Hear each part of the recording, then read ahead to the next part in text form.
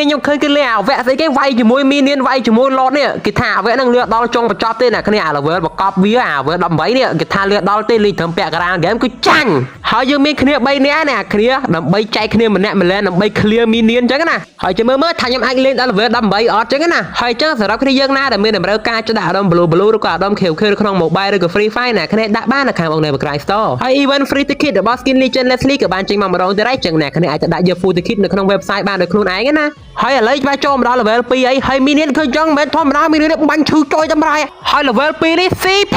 ចូលមកដល់ level 3ចេញស្អីគេមកចេញមកគេក៏គូឯស្មាតតែមីនៀនបកាច់យកចូល Dinosaur ភ្ញាក់ព្រឹត Dinosaur ធំតែមានចៀតតែមុងទេឃើញអូយក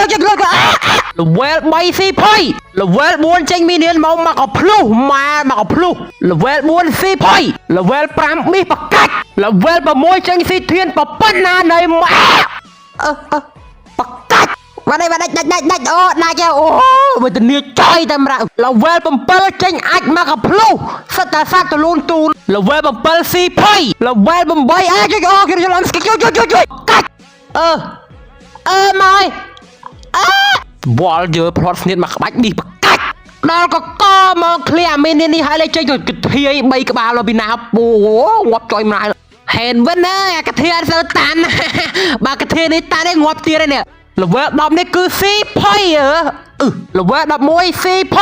ចំអូបេឡាធំលឿនម៉ែអូមែនធំលឿនម៉ែប៉ុណ្ណា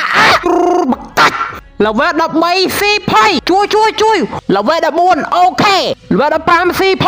level 16 easy level 17ឲ្យស្បៃណាគេធ្លាក់ដល់ level 18នេះខ្ញុំលេខដល់ហើយ level 18 level 18គេឡតហ្នឹងមែនទេអស់ចា